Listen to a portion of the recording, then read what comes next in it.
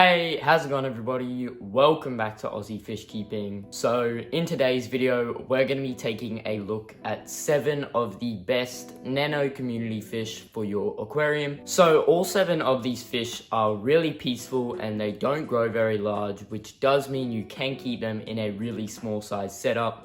But without any further ado, let's just jump straight into today's video with the first fish on our list. So as for our first fish today, we actually have a group of fish. We have Rasboras. So Rasboras are a super awesome species of fish. They come in a variety of colors and they are very peaceful and they are one of the greatest community fish that you can get in the hobby. Preferably, you'd like to keep your Rasboras in water parameters with a pH of around 6.8 to 7.5 and a temperature of around 22 to 26 degrees Celsius. So as for the diet for your Rasboras, they are relatively small fish like I mentioned earlier, so you do need to feed them relatively small foods. So as for live foods, you can feed them things like live mosquito larvae, live baby Rhine shrimp, or live Daphnia. And then as for dry foods, if you can get some flake dry foods or really small pellet dry foods, those both make great options for their diet. As for tank setting, it's great to keep these guys in a planted aquarium just because they really do like to seek refuge in those plants if they do feel stressed at all. And it's also great to have a soft or minimal flow in your tank. So Rasboras aren't very strong swimmers and they can be pushed around by strong flow quite easily. So minimizing the flow is always beneficial when you are keeping Rasboras. And then as for tank mates, these guys are very peaceful and quite defenseless, so you want to keep them with other similar fish. So things like small Tetras, cherry shrimp, endlers, and other small peaceful fish like that all make great tank mates for your Rasboras. But with that being said, Rasboras are definitely a great addition into any nano community tank and I would highly recommend them. Moving on to the next fish on our list, we have a super cool little nano catfish. We have Pygmy Chidoris. So as the name suggests, Pygmy Chidoris are obviously a really small corridor species and they are super peaceful and make a great addition into any community aquarium. On top of that, because of their small size, you can keep them in relatively small setups as well. So these guys are relatively hardy, and as long as you have a pH of around 6.5 to 7.5 and a temperature of around 20 to 26 degrees Celsius, you shouldn't have any troubles with them at all. As for diet for these guys, it's really good to vary their diet quite a bit, so you should definitely try and feed them live foods every now and then, as well as frozen foods and dry foods. As for tank setting, it's great to keep these guys in a tank with really bushy plants. So things like foxtail and Java moss are 2 great plants to keep these guys with. As for tank mates for these guys, they are very peaceful, so things like bristlenose, tetras, rasboras, barbs, and any other sort of peaceful fish like that make great tank mates for them. But with that being said, the Pygmy Chidoris is definitely another great stocking option for your nano community aquarium. Moving on to the next fish on our list, we actually don't have a fish, we have cherry shrimp. So cherry shrimp are obviously a super colorful, cool little freshwater invertebrate, and they are super easy to care for, really peaceful, and go great in small setups.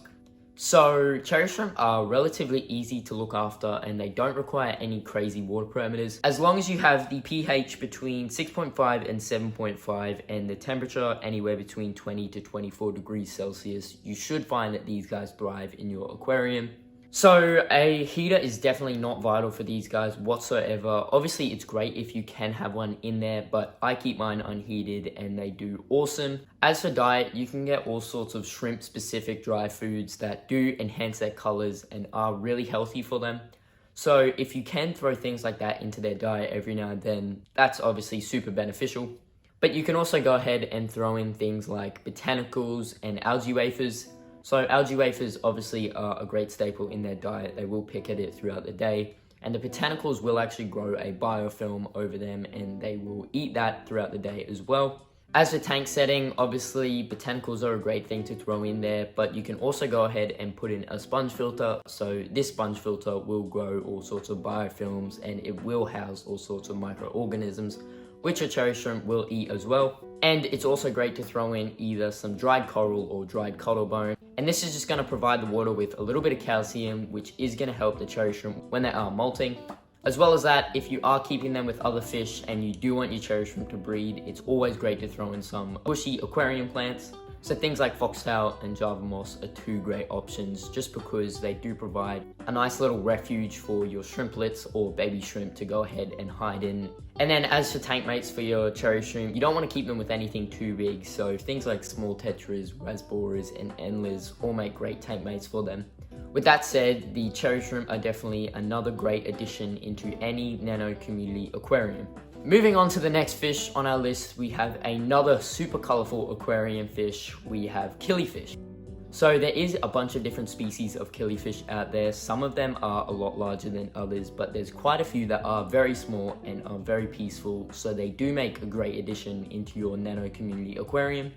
As for the water parameters for your killifish, you're going to want a pH of around 6 to 7.5, and you're going to want a temperature anywhere between 21 to 26 degrees Celsius. So because these guys are a really colorful fish, you do want to feed them a pretty high quality diet, and this high quality diet is going to enhance their color a lot more. Obviously, just because they're going to be a lot healthier if you are feeding them a high quality diet. So things I would recommend is obviously small live foods like the Daphnia, live baby brine, and mosquito larvae. But you can also feed really high protein, nutrient rich dry foods and all sorts of frozen foods as well. As for tank setting, you're going to want to provide these guys with quite a few aquarium plants. So these aquarium plants will help their colors pop a lot more in your aquarium. As for tank mates, all sorts of Rasboras, Tetras, Chidoris catfish, and other small nano fish like that make great tank mates for them. As long as you don't have anything too nippy, just because these guys can have pretty colorful fins, and those colorful fins can attract a lot of attention, especially from things like danios and barbs and other little nippy fish like that. So if you can try and keep them with other really peaceful and placid fish, that's definitely best. With that said, the killifish is definitely another great community fish for a nano tank, and I would highly recommend them. Moving on to the next fish on our list, we have a super cool little gourami. We have the sparkling gourami. So the sparkling gourami is, I believe, one of the smallest gourami species. If not, it may actually be the smallest. So these guys are quite subtly colored, but they are very beautiful to add into your nano aquarium. As well as being quite a beautiful fish, they are relatively easy to look after. So you're gonna want a pH of around 6.5 to 7.5 and a temperature of around 20 to 24 degrees Celsius. As for diet, you do want to mix up their diet a bit. Being a gourami, they do like a lot of live foods and frozen foods, but dry foods are definitely great to add in there as well. As for tank setting, these guys are quite shy, so you do want to keep them in an aquarium with lots of hiding spots for them, whether that be plants or coconut huts or botanicals, other things like that, as long as they do have a little space to go away and hide in when they are scared. And then as for tank mates, you don't want anything too aggressive or outgoing, so things like tetras, rasboras, and liz. You may even be able to get away with keeping them with cherry shrimp, as long as your cherry shrimp are fully adult size. But the sparkling gourami is definitely another great nano community fish, and I would highly recommend them. Moving on to the next fish on our list, we actually have a super useful sucking mouth catfish. We have Sinkless catfish. So not only are Sinkless catfish really good to add into your aquarium because they keep on top of your algae, but they're also great for a nano aquarium just because they are very small fish and they are very peaceful. So these guys like a pH of anywhere between 6.5 to 7.5 and a temperature of around 20 to 26 degrees Celsius. As for diet, things like algae wafers and other sinking wafers like that are great, but it's also great to throw in things like zucchini and green beans and other green vegetables like that, as long as you do take them out at the end of the day, just because they can diminish your water quality if you leave those sorts of things in there for too long. As a tank setting, it's always great to keep these guys in a school of anywhere between 4 to 6 fish. They don't get very big, so you can fit quite a few in a small sized aquarium, but they are a schooling fish and they do feel a lot safer in schools.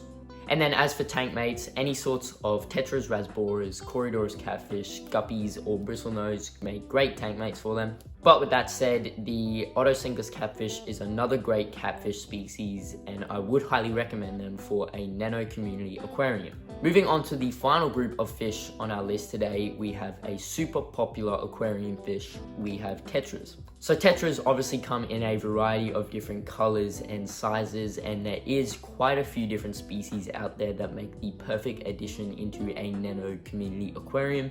So obviously neon tetras are one in particular that a lot of people keep in their nano aquariums and in their community aquariums. So as for the water parameters for your tetras, it can vary quite a bit depending on what species you get. But for the most part, you're going to want a pH of around 6 to 7.5 and a temperature of around 22 to 26 degrees Celsius. You do want to mix the diet up for these guys quite a bit. So obviously 3 main things are frozen foods, live foods, and dry foods. It's up to you what you feed them. They do eat pretty much anything you throw in there, and they are very easy to feed. As for tank setting, you're going to want to keep these guys with plenty of swim space. So they are an open water swimmer and they do like to swim in quite large schools. So you don't want to clutter the aquarium too much, but it is definitely important to add in some aquarium plants as well. And then as for tank mates, all sorts of Rasboras, Tetras, barbs, Denios, guppies, catfish, any sort of peaceful fish like that make great tank mates for them. That being said, tetras are another great species that you can add into your nano community aquarium. So that is going to bring us to the end of today's video. I hope you all enjoyed, and I hope I helped you guys find a brand new nano aquarium fish for your community aquarium. If you did enjoy today's video and you haven't done so already, please make sure to go down and subscribe. And while you're down there, smash the like button and comment your thoughts on today's video. I always love going down there and reading them all, and I reply back to every comment I see. But yeah, I hope you all enjoyed, and I'll see you all in that next video.